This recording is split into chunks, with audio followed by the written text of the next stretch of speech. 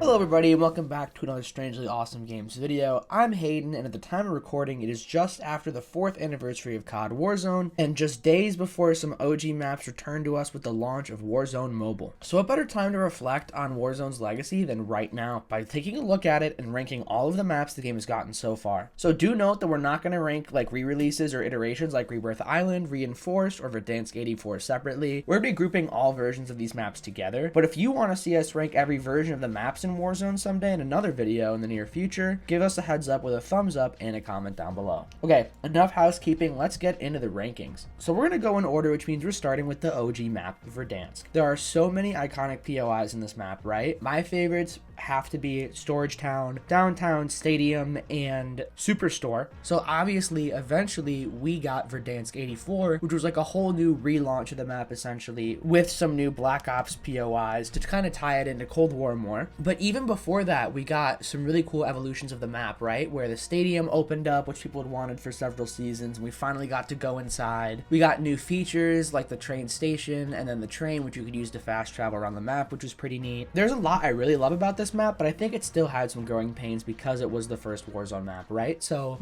the big ones for me would just be, I think there's a lot of areas that almost felt unfair, like really high verticality points with no real counter. The main one I'm thinking of is the control tower from the airport. If you saw a scope glint coming from there and you were out in the open just running on the tarmac, like it was game over for you.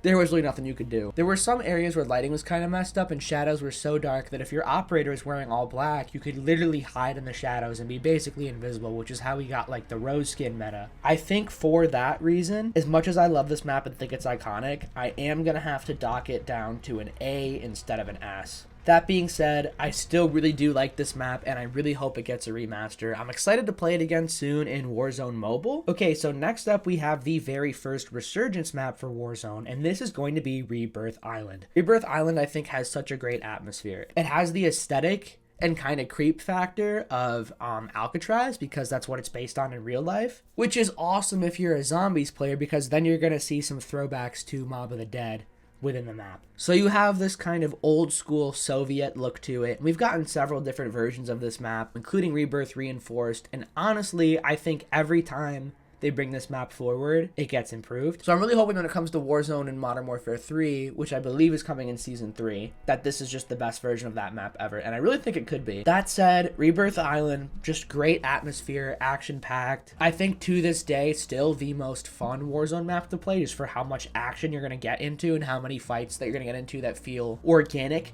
because of the flow of the map and feel fair, because things are really balanced. There's not really any unfair power positions that I can think of. So for that reason, Rebirth Island is going to be going in the S tier. Okay, next up we have Caldera, and I'm just going to make this quick on y'all. Caldera is going in D. The community was really looking forward to it when it came out, since we had been playing on Verdansk for 2 years, so a whole new Battle Royale map was really exciting. Unfortunately, there's just not really a lot of memorable places to drop here, and I think while the idea of having the map be centered around a mountain was cool and novel on paper, in execution, it ended up being really terrible. And I remember this map just has like almost an excess of foliage. It was really pretty and unique compared to Verdansk and Rebirth, which we had gotten, but people just hid in the bushes all the time. I feel like the map played really slow, and the things that were unique about it, like the planes and other features that came in the Vanguard Royale mode, Sledgehammer Games and Raven just really did not commit to the vision on it. Eventually changed it when the community complained. So Caldera is a miss for me, unfortunately. Okay, next up we have another Vanguard Warzone map, and this one is going to be Fortune's Keep. Was not a super huge fan of this when it first came out, but honestly looking back, I think that's down to the Vanguard loot pool, because this map has grown on me a ton here in Modern Warfare 3. I love the look and feel of the map, especially when you contrast it with the other maps in Warzone, which are very war-torn. This map is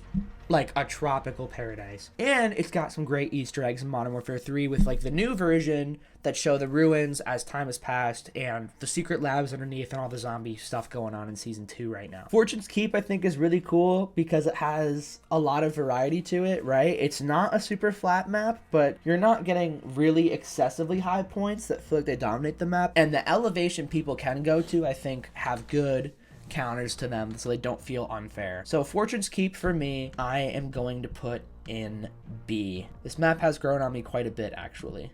Okay, this one might be a bit of a hot take from me, but I really like Al Mazrah. I think it has a lot of great locations, especially because a lot of them are from Modern Warfare 2 2009, so you get a ton of nostalgia there. There's also a lot of new original POIs that played great and even became multiplayer maps I really like. And I think that's what's so cool and unique about this map is you have really great iconic locations from previous Modern Warfare games, like you can go to Terminal, you can go to Dome from MW3, you can go to Rust, or you can check out the embassy area, which I also think Al Mazrah played well across every mode, DMZ included, obviously core battle royale, and then when we get like the mini royale or resurgence on it, it just is it's a very versatile map, and I think you can enjoy it no matter what mode you're playing. So I'm just gonna say I think it flows super well, but it still has distinct areas as well, which is perfect. I do really miss this map, to be honest. I hope it comes back to us in some form eventually. I don't think this map is good as Verdansk as far as being like a large scale battle royale map, so I'm gonna put it in B, but in the top of B above Fortune's Keep, if it'll let me. Fortune's Keep is kind of holding on to that spot. Hold on.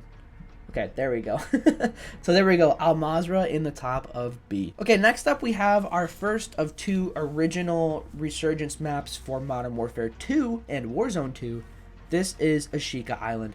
I love the gray, moody atmosphere contrasting with like the really beautiful colors you get with like the cherry blossom trees and stuff, which you see highlighted pretty well in this little thumbnail here. It's relatively flat and gunfights feel fair, which I appreciate. There is a little bit of verticality and variety, especially I like the hotels and apartments areas when you really have the super close quarters urban combat going on. And this is just a really fun map to play in Resurgence. You get in a lot of action really fast, and it's action that feels fair. I don't really ever feel like the map is giving people a huge advantage. And just as a bonus, one of the things I like about this map is I think it probably is the best playing map in DMZ. If you played DMZ back in the day, you know everybody was super aggressive in that map, always got in a ton of PvP fights, a lot of chaos going on, which is fitting for a map that was designed for Resurgence. Really small, but makes a big impact. I'm going to give this one an A below Verdansk.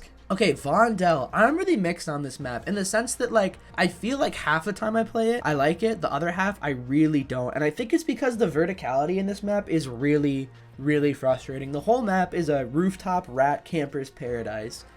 And if you secure those power positions and you're there and you're holding shit down, it can be super fun. If you're not, it can be super frustrating. I do like that the whole map is urban. There's a lot of close quarters engagements, which are super fun, especially in DMZ. And it can be super chaotic and kind of unorganized, which lends itself super well to LTMs. I have, honestly, my favorite memories of playing this map were on Zombie Royale with the Haunting event in Modern Warfare 2. But like I said, not a huge fan of this map. I do just kind of get frustrated by all of the rooftop camping that's going on. I'm going to give it a C. Alright, last map we have, because I am not ranking, I put this off to the side, I am not going to be ranking the Al Bagra Fortress Resurgence map. I don't know why that's on this tier list. Anyway, we are at the current map now for Warzone, which is Urzikstan. Urzikstan, I was very excited when it got announced because it has a very similar feel to Verdansk. I think aesthetically, vibe, visually, the energy, it's there. And even like if you look at them side by side, like they kind of have a similar color palette and color scheme, right? Like the energy is the same. You could tell they wanted to try and recapture their lightning in the bottle, and unfortunately I just don't think they got there. The map has pretty good flow, but the thing is, I don't think there's any instantly iconic drops in Urzikstan, and I've played a good chunk of hours on Urzikstan, like probably a couple dozen, but honestly there's not a single area that sticks out to me, and I still haven't found like the best place for me to drop that I want to be drawn to, because I just don't think there is one. Like I think the whole map is just kind of fine. The thing is, I don't dislike Urzikstan. I think it plays fairly well, and I think it's smooth, and I think you can totally tell that Raven took the lessons that they learned from all of the previous Warzone maps and put it in here. But the thing is, I feel like Urzikstan just doesn't really have like a soul to it. I don't know how else to describe it. I just feel like there's not really anything special about it. It's just kind of there.